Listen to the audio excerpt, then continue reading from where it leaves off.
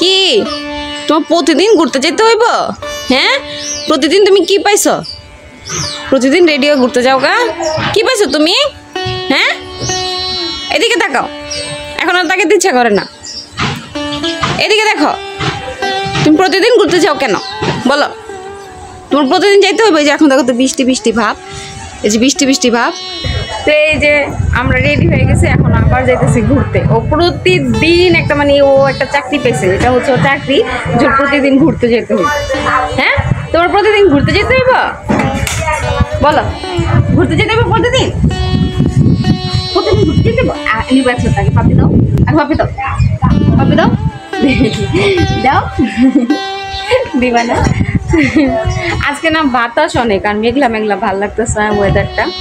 তো দেখি একটু আলিকে নিয়ে সেই যাত্রাবাড়ি পার্কে এখন একটু যাও। এই যে আলি রেডি। যেখানে আরেকজন পার্টি যেতেছে, সাথী ছুটি নিয়ে তারপরে যাবো। এই একটা পার্টি, এও যায়, সাথী নিয়ে যাবো এখন। কারণ যদি বৃষ্টি আইসা পড়ে তখন তো ভিজে যাবে।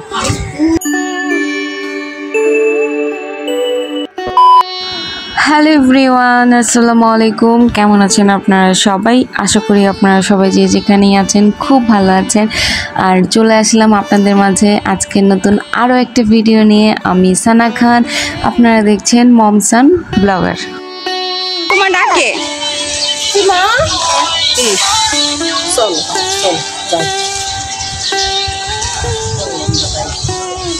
প্রতিদিন যেতে হইব?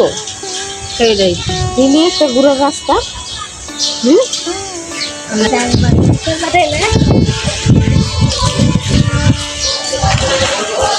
আজকে না অনেক বাতাস আর বৃষ্টি বৃষ্টি ভাব আসতেছে। বৃষ্টি কিন্তু হয়েছে, কিন্তু বেশি একটা হয়নি, অল্প একটু বৃষ্টি হয়েছে, কিন্তু প্রচুর বাতাস আর ওয়েদারটা অনেক সুন্দর লাগতেছে। কারণ 2 দিন গরমে একদমই মানে সারাটা রাত জেগে থাকতে হয়, ঘুম হয় না, কিন্তু আজকের ওয়েদারটা অনেক ভালো লাগতেছে।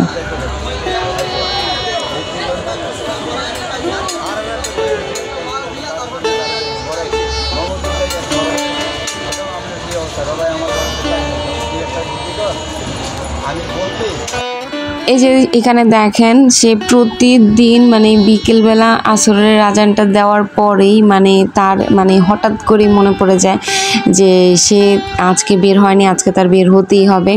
আর সে প্রথমে তো মানে বাড়ির কাছে কিনারে ঘুরতো, কিন্তু এখন একদমই বাড়ির কাছে কিনারে ঘুরতে চায় না।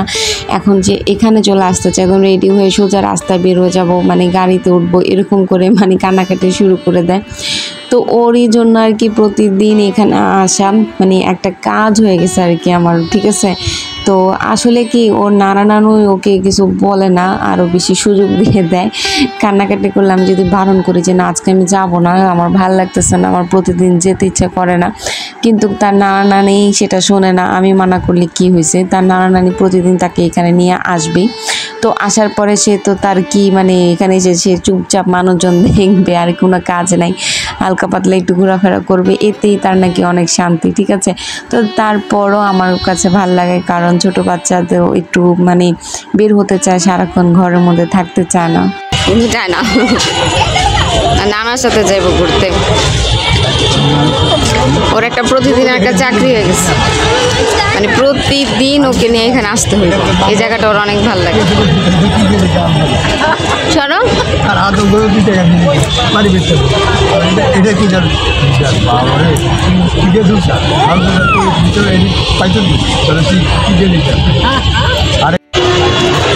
এই যে আমরা বসে আছি, ওনারা গেল একটু বাজারে। তো এখানে আসার একটা সুবিধা হচ্ছে যে এইটা কি করবা,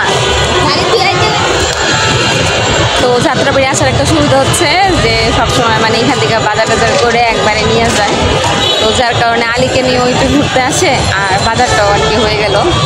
তো এই যে দেখো না, এটা আমাকেও ডাকতেছে, আমিও যেতেছি। বাজারে যেতে চাই নাই, একটু পার্কে বসেছিলাম একা একা, কিন্তু আমি এখন যেতেছি। তো এই যে দেখো আমি বসেছিলাম, তো আম্মু বলতেছে তুমিও চলো, সাথে বসে থাকবা কেন একা একা। তো আমার না ভালো লাগতেছিল না হাঁটতে, তার জন্য আর কি মানে যেতে চাইনি।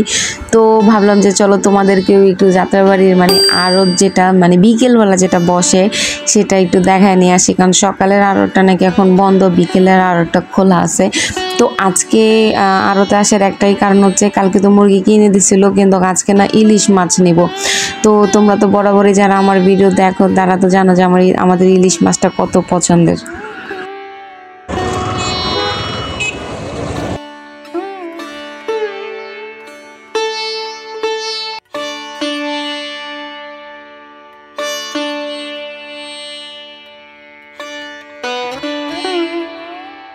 তো তোমরা তো দেখলে এই ভিডিওর মধ্যে কতগুলো পুলিশ কি করতেছিল, মানে কি আমি না ভিডিও বানাচ্ছিলাম, ঠিক আছে। তো আমি পুরোটা রাস্তায় যাওয়ার সময় ভিডিও বানাতে বানাতে যাচ্ছিলাম। তো হঠাৎ করে দেখলাম না একটা কোনায় অনেকগুলো পুলিশ দাঁড়ায় আছে, ঠিক আছে, রাস্তায়। তো রাস্তায় দাঁড়ানোর পরে না, যেমন আগে তো দেখতাম যে রাস্তায় পুলিশ দাঁড়ায় থাকলে রিক্সাওয়ালাদের টায়ার পাঞ্চার করে দিত, চিলাচিলি করতো, গালাগালি করতো, তারপরে মানে ওদের সাথে মানে টাকা টুকা নিত, এরকম অনেক কিছু আমরা শুনতাম আগে, আর আমরা অনেকে দেখছিও, আমি নিজেও দেখছি এই জিনিসগুলো। কিন্তু আজকে আমি যা দেখলাম মানে আমি ভিডিওর মাধ্যমে মানে এটা ক্যাপচার হয়ে গেছে, ধরা খেয়েছে, ঠিক আছে। তো আজকে আমি যা দেখলাম যে আমি ভিডিও বানাচ্ছি, তো ওনারা না মানে রিক্সাওয়ালাদের বলতেছে যে গাড়িগুলো উল্টাও উল্টাও, গাড়িগুলো উল্টাও। তো রিক্সাওয়ালারা তো এত ভয় পেতেছে যে বলার বাইরে, ওনারা তো মানে উল্টাবে না বলতেছে যে কি হয়েছে এটা সেটা, ভয় পেতেছিল, ঠিক আছে। তো পুলিশগুলো না বলতেছে যে না না ভয় পাইও না, রিক্সাগুলো উল্টাও, আমরা জাস্ট ছবি তুলবো, ছবি তোলার পরে পরে ঠিক করে ফেলবো, এইগুলো বলতেছিল। শুনে না অনেক মানে আমার কাছে অনেক হাসিও লাগতেছিল যে মানে তারা শুধু ছবি তোলার জন্য রিক্সাগুলো উল্টানোর কথা বলতেছে, যে তারা রিক্সাগুলো উল্টাই দিছে। তো আসলে এখন মানে দেখে জিনিসটা ভালোই লাগলো যে তাদেরকে আগের মতন মানে ওই ধরনের গালিগালাজ করে কথা বলেনি। তবে আমি কিন্তু ভিডিও করতেছিলাম, তারা কিন্তু একটা গালিও দেয়নি, বরঞ্চ আরও অনেক সুন্দরভাবে ব্যবহার করতেছিল ওদের সাথে। তো এই যে দেখো এটা আমি যেখানে বসে আছি যাত্রাবাড়ি পার্কের একদম সোজা, এটা হচ্ছে যাত্রাবাড়ি থানাটার অবস্থা দেখছো কি হয়েছে, থানাটা পুরো জ্বালায় ছাই করে ফেলছে। আমি কিন্তু অপোজিটে যখন ছিলাম ওইখানকার ভিডিও শ্যুট করছিলাম, কিন্তু আড়তের ওই পাশে যাওয়ার সময় থানাটা দেখা যায় অনেক সুন্দরভাবে, তো আমি ভিডিও করছিলাম, কিন্তু আমার ভিডিওটা শ্যুট হয় নাই, কোনো কারণবশত আমি ভুলে গেছি ভিডিওটা অন করতে। তো যাই হোক এখান থেকে দেখলাম আর কি মানে পুরো কালো হয়ে গেছে থানাটা। তো এটা কিন্তু একটা দেশের সম্পদ, এই এত সুন্দর একটা বিল্ডিং জ্বালিয়ে দেওয়াটা এটা কোনো মনুষ্যত্বের কাজ না। তো আমার কাছে এটা কিন্তু খুবই খারাপ লাগছে ব্যাপারটা দেখে। তো যাই হোক বন্ধুরা, এখানে দেখো আজকে ইলিশ মাছ কিনছি, তো বাজারে তো তোমরা দেখলাই যে ইলিশ মাছের কি অবস্থা। তো যাত্রাবাড়িতেও কিন্তু ইলিশ মাছের দাম কমে নেই। এই যে বাজার টাজার করে আমরা আবার আসছি একটু পার্কে বসার জন্য, এখানে একটু বসে একটু রেস্ট নিব, তারপরে আস্তে ধীরে ওখানে একটু বাসায় যাব। এখানে এখন আসছি একটু রেস্ট নেওয়ার জন্য, হয়রান হয়ে গেছি। এই যে আলিও চুপচাপ বসে বসে দেখতেছে সবাইকে, অনেক মানুষ তো বসে বসে দেখতেছে।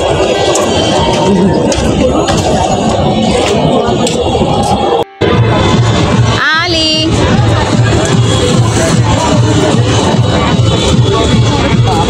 এখানে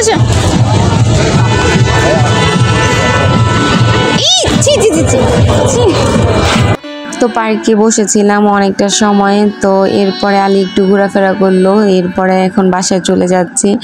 তো কি করার, আর যেহেতু ছেলের পছন্দ, তো ছেলের পছন্দ মতন একটু ওর শখটাও পূরণ করতে হয়, যেহেতু ঘোরাফেরা পছন্দ করে।